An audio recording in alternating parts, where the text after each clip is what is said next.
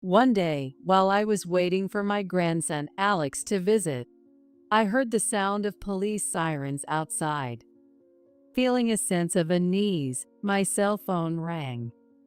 Victoria. Alex was in an accident and has been rushed to the hospital in the next town.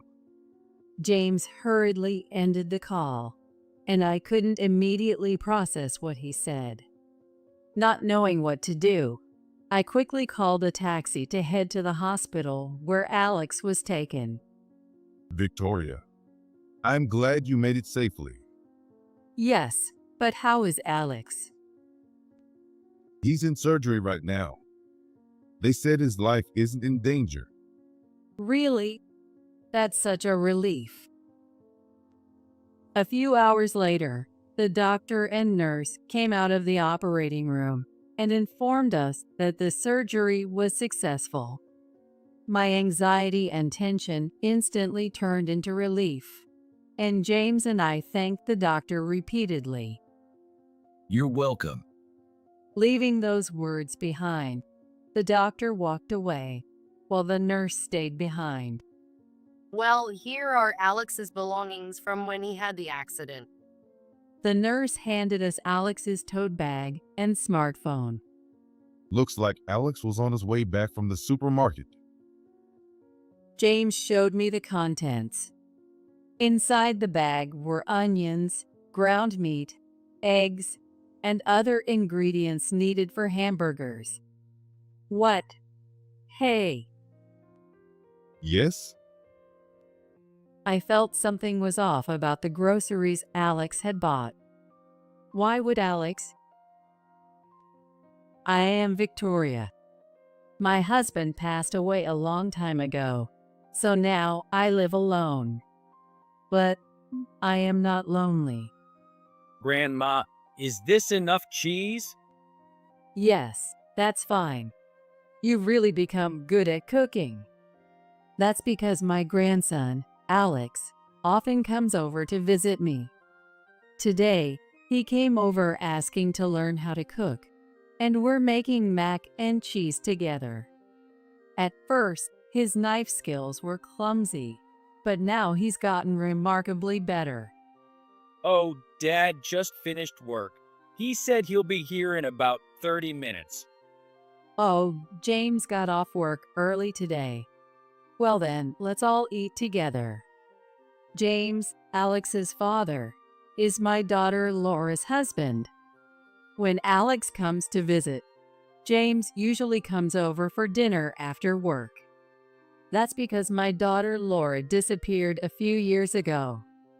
Laura was a kind girl, and she always had dinner ready for me when I got home from work.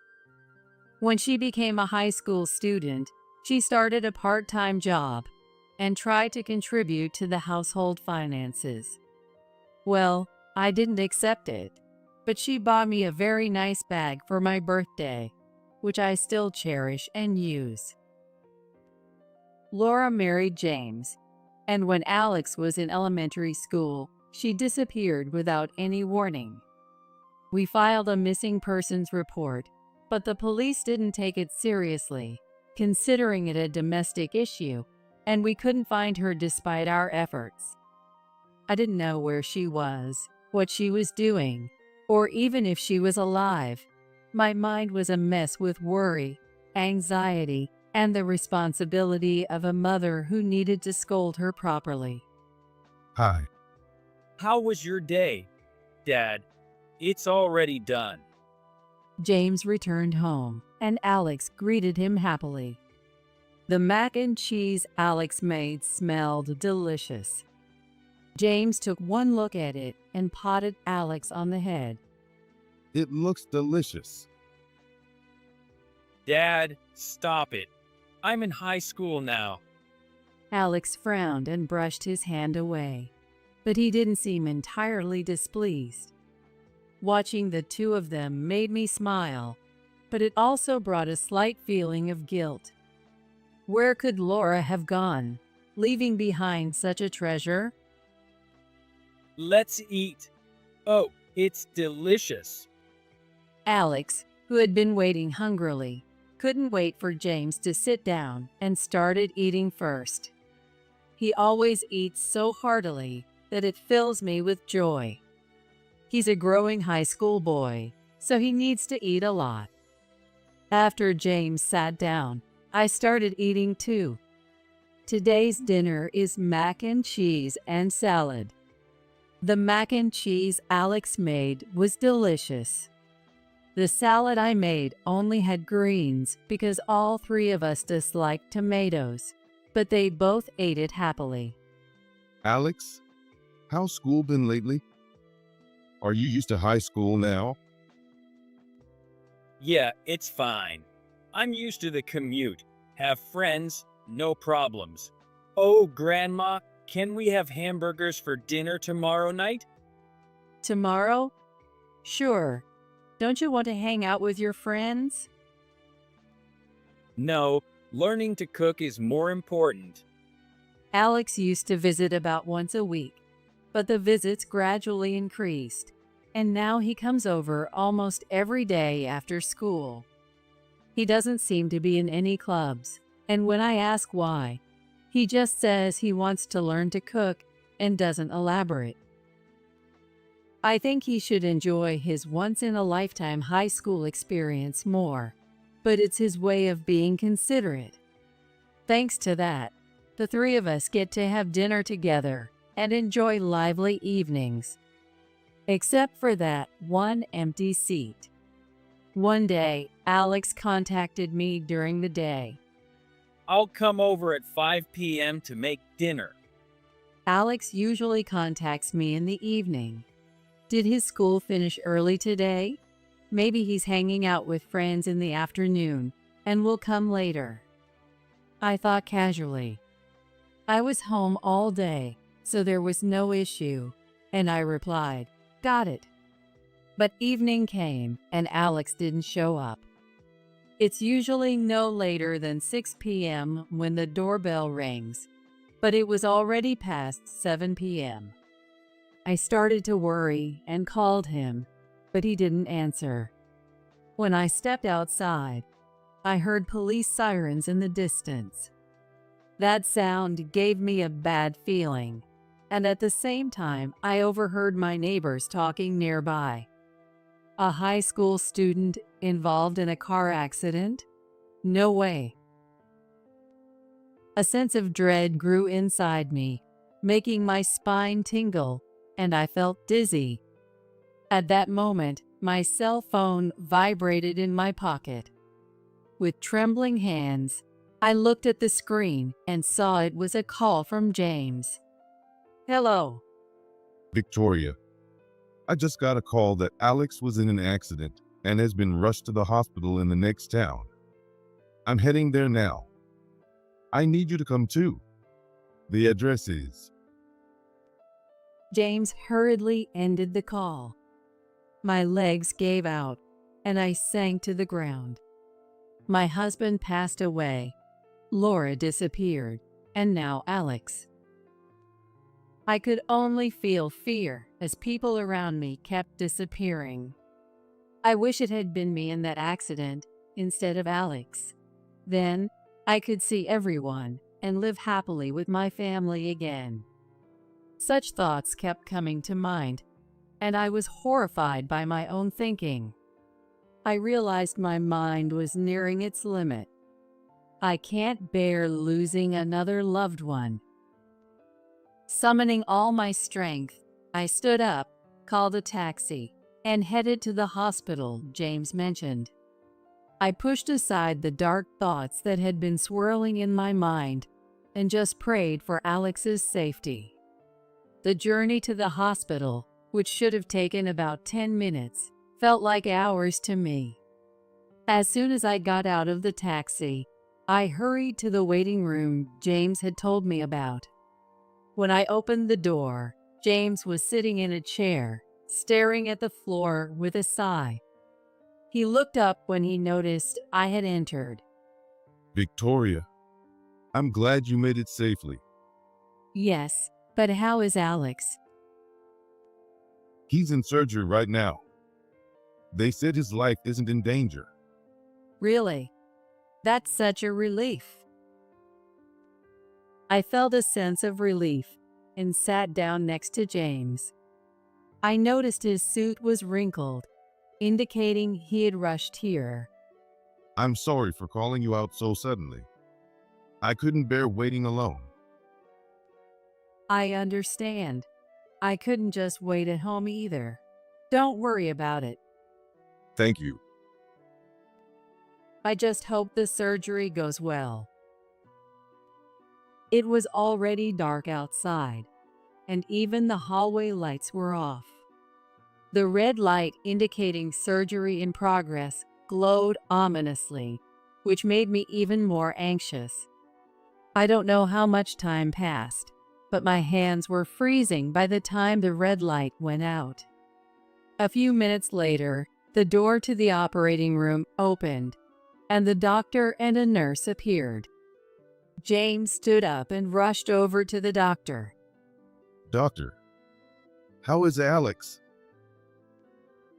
He's still unconscious, but he's going to be fine. I don't think there will be any lasting effects. Alex did great. Really? That's such a relief. Thank you so much. I stood up and thanked the doctor as well. You're welcome.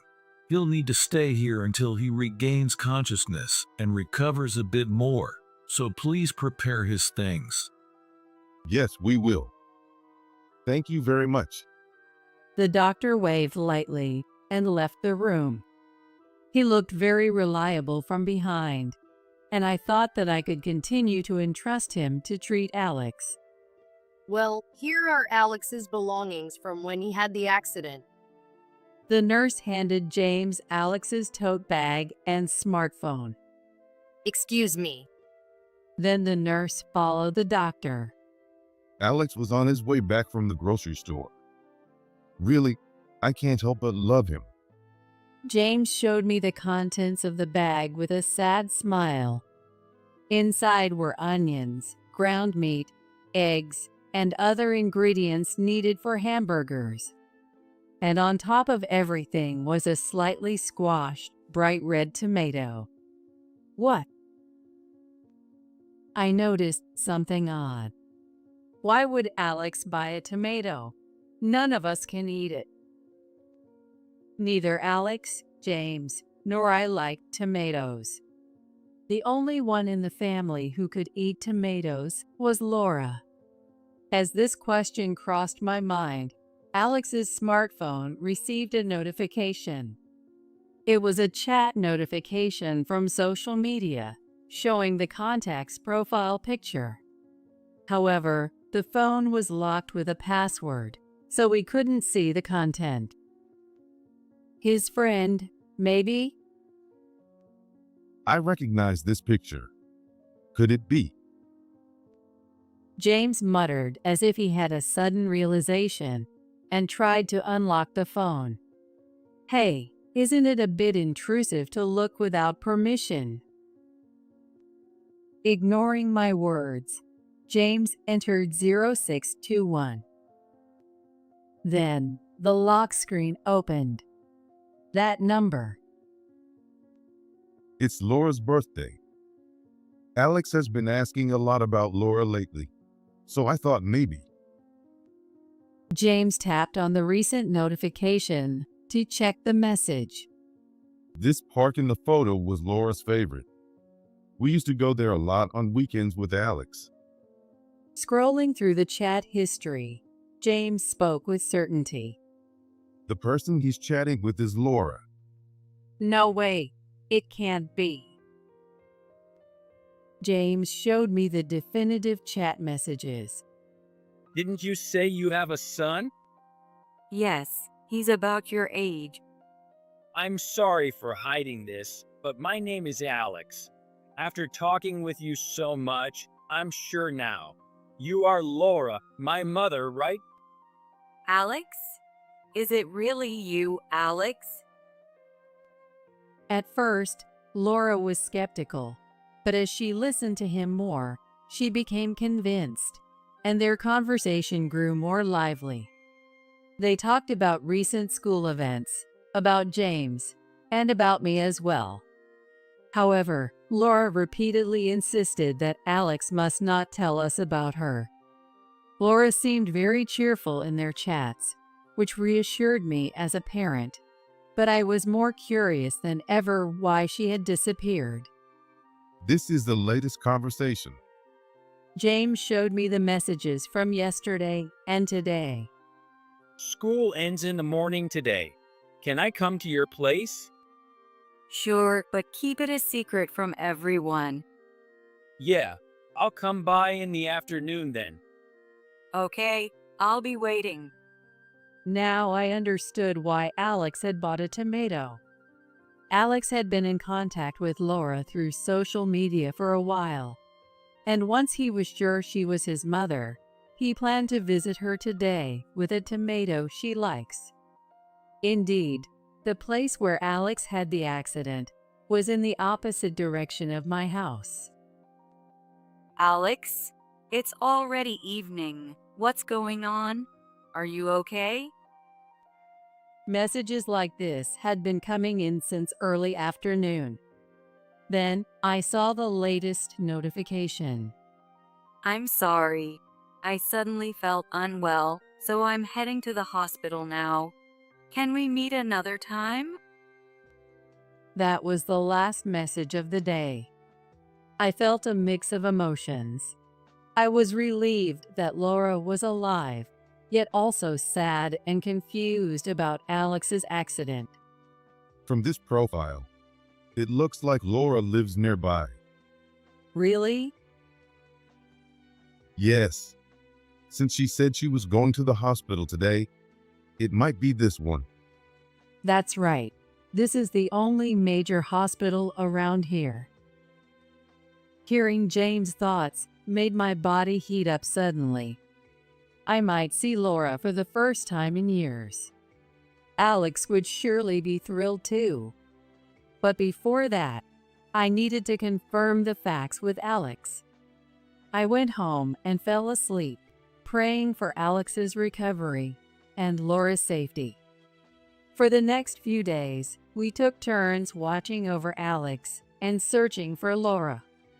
Even when we asked the reception desk, they couldn't give us any patient information, so we started asking patients directly. One day, James burst into Alex's hospital room, out of breath. Victoria, I found out. Laura is admitted in room 505 of this hospital. She's been in and out of the hospital for the past few years. What? Is she sick? We don't know yet. But James slowly turned to Alex, who was still unconscious. He gently held Alex's limp hand. finally, this day has come. I can see Laura. Right, Alex? You want to see your mom too, right? Thank you for finding her. James repeatedly expressed his gratitude to Alex, tears streaming down his face. Victoria, I'm going to Laura's room now. What about you? Go ahead. I'll stay here with Alex. Thank you. I'll be back soon. With a slightly red nose, James left the room. Honestly, I wanted to see Laura as soon as possible too, but I held back. I wanted James and Alex to have this moment because they had both worked so hard for Laura, endured so much loneliness, and now their tears showed their deep love for her. I was genuinely happy as a mother to see how much they cared for Laura. I didn't want to interfere with their reunion. After that, as I was tending to the flowers in Alex's room, I heard a faint voice. Grandma. I turned towards the bed, thinking it couldn't be, and saw Alex's eyes slightly open. Seeing this, I immediately rushed to his side. Alex, I'm so glad. Wait, I need to call the nurse right away. Where's Dad? Oh, right. I need to contact James too. Where is he? He's at work right now. He had an important meeting he couldn't miss. I see. Alex murmured and smiled. But he'll come right away once he hears you've woken up. I didn't know why I lied about James being at work, but I thought it was important to confirm things about Laura with Alex first. I felt a bit guilty making Alex talk when he had just woken up and was still struggling to breathe. Then the doctor and nurse came in, and I had to leave the room for the examination. Soon after, James arrived. Is it true he woke up? Yes, the doctor is with him now. Thank goodness. That's such a relief. I noticed that James's face was even redder than before, and his eyes were slightly swollen. What about Laura? Well, I did meet her, but But what? James struggled to find the words and avoided making eye contact. Finally, he confessed. Laura doesn't have much time left. What? No. She's been suffering from a severe illness for about 5 years now. The fact that she's still alive is a miracle. When Alex had his accident, she was also rushed to the hospital. James tried to smile, but it was a sad and pained expression. After finally finding her, having to say goodbye so soon is just too sad. The moment I saw her, Laura scolded me.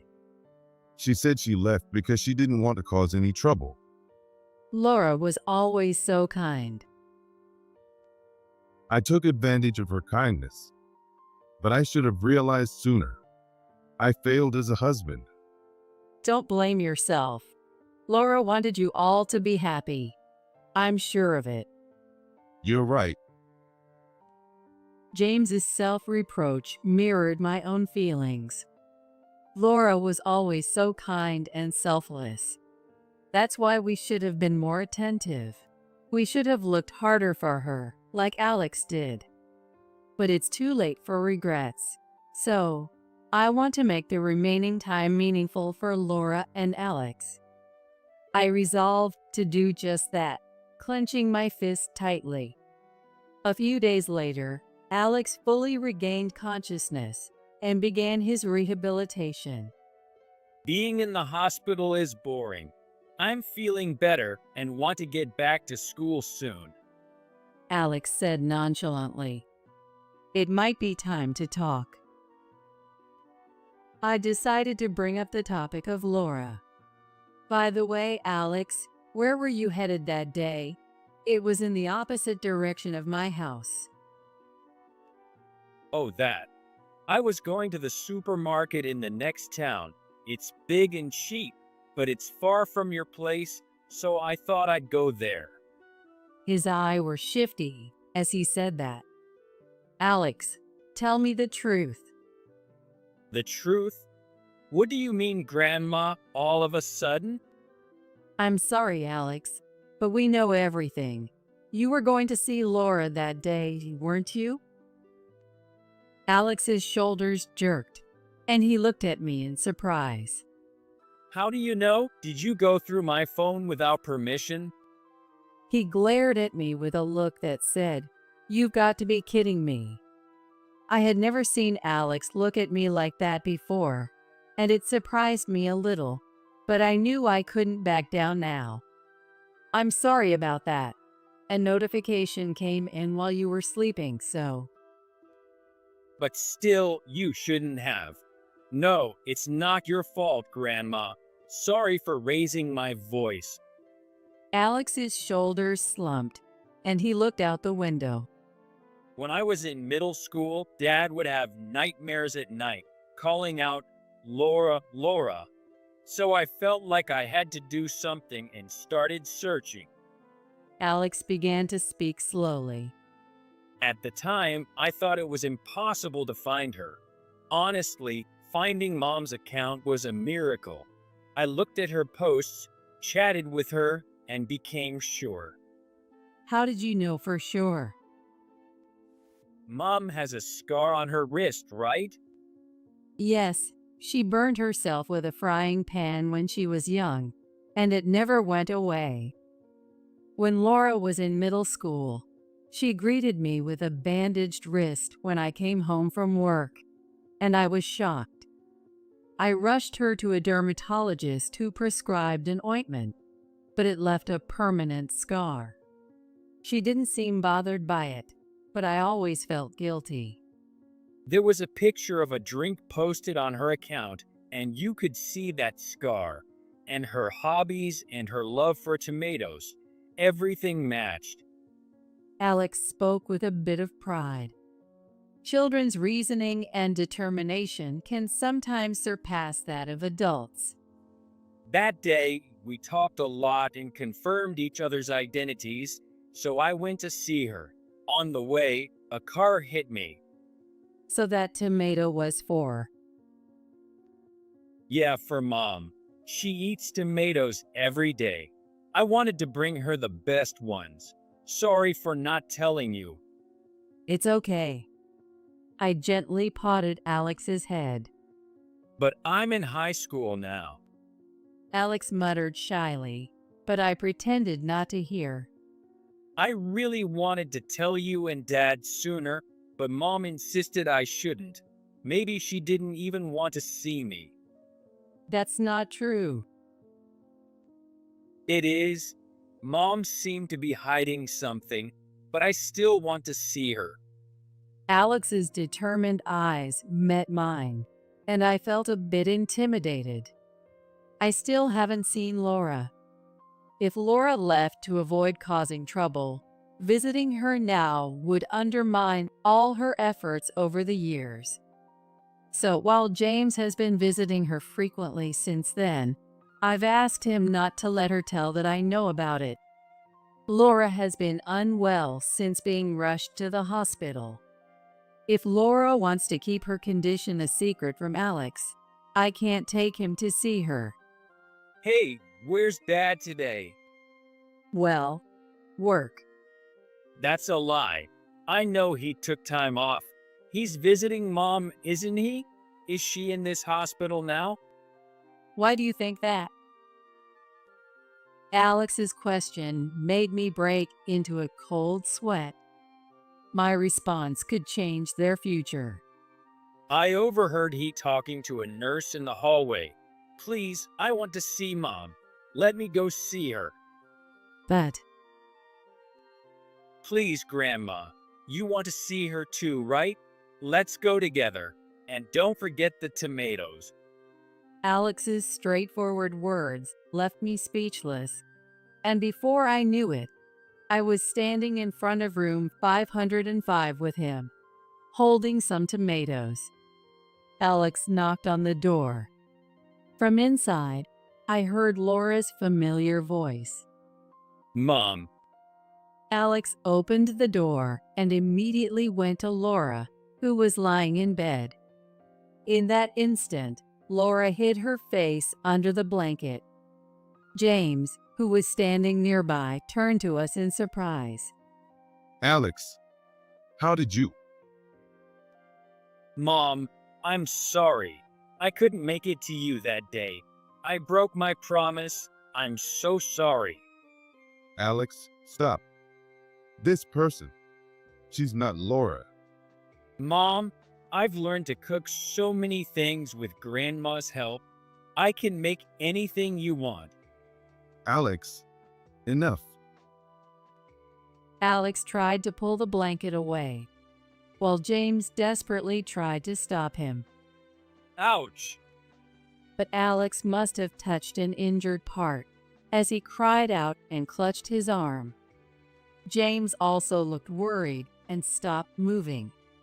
Mom, why won't you look at me? I'm in high school now. I can't let you see me like this. I'm sorry, Mom. I knew you were sick for a long time. You pushed yourself to see me that day, didn't you? You're not a burden. Please. Alex slowly pulled the blanket back. James didn't stop him anymore. There she was, unmistakably Laura. Years had passed, but her features hadn't changed. However, she was noticeably thin, pale, and obviously unwell. Long time no see, Alex. Laura looked at Alex with eyes that seemed to see a treasure, yet there was a hint of sadness. You've grown so much. Don't cry like that. I hid away because I didn't want to make you look like this. I didn't want you to see me like this. You're not uncool. I'm sorry, Mom. Why are you apologizing? I should be the one apologizing. I was so surprised when you contacted me, but I was happy.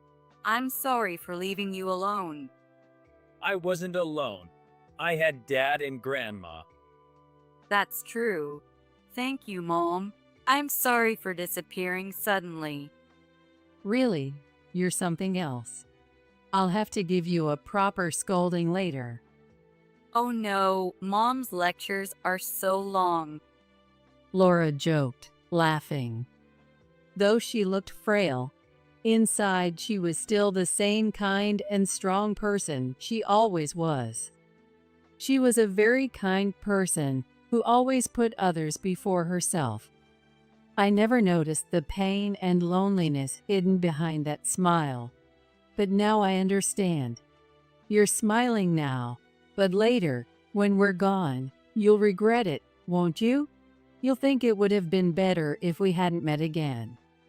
By meeting, it leaves lingering feelings and makes the farewell even sadder. You're afraid of showing us your suffering and causing us trouble more than anything. But still, we need to tell you. It's the only way we can atone for letting Laura fight alone all these years. Laura, I'm so glad to see you. I won't let you go anywhere on your own again. Okay. It's all right. There's nothing to be afraid of. You're amazing no matter what. Let's enjoy our time together, all of us. Thank you. Her voice was so soft it was almost inaudible, but it reached my ears clearly. Oh, I brought you some tomatoes, Mom. The somber atmosphere suddenly brightened. Children have a remarkable power. Really? Let's all eat them together. But everyone else doesn't like tomatoes. Come on, no one should have picky tastes. We'll all overcome it together. At Laura's encouragement, we all ate tomatoes together. Alex seemed to have already gotten over his dislike of tomatoes and ate them with gusto. James and I hesitated at first, but as we forced ourselves to eat, memories of Laura flooded back, and we all cried as we ate. For the first time in my life, I thought tomatoes were delicious. Laura's health improved a little, but then worsened again, a cycle that repeated itself. A week after our reunion, Laura passed away. Until she lost consciousness, she talked a lot to make up for the time we had been apart. And in the end, we were all together as a family. After that, Alex was discharged and was able to attend the funeral, walking normally. Following Laura's wish for a modest gathering, we held a family funeral and prepared plenty of tomatoes. We explained everything about Laura's situation to James's parents and apologized. They were very kind and offered their support. Though the number of attendees was small, it wasn't a simple affair. Each person loved Laura dearly, and she was a source of pride for us all. Since then, Alex and James have moved in with me. We learned from Laura the importance of spending time together. From now on, I want to be together always. But I still carry a lot of regret. While I was happy to see Laura one last time, the sadness of losing her right in front of me was overwhelming. Above all, I hated myself for not knowing about her illness and not being able to do anything for her. One day, Alex brought me some tomatoes and said, I want to be a doctor, a farmer, or a chef. I want to save people like Mom if I become a doctor, grow tomatoes that made Mom happy if I become a farmer, and make people smile with the dishes you taught me if I become a chef. Alex, Watch and see what I become. So you need to stay healthy until then. Here, have the tomatoes. See you later. with that, Alex went back to his room. Sometimes children touch the deepest parts of our hearts. But it's also true that Alex has been saving me. Maybe I'll make pasta with this tomato today. Before I knew it, our family had become one that loves tomatoes.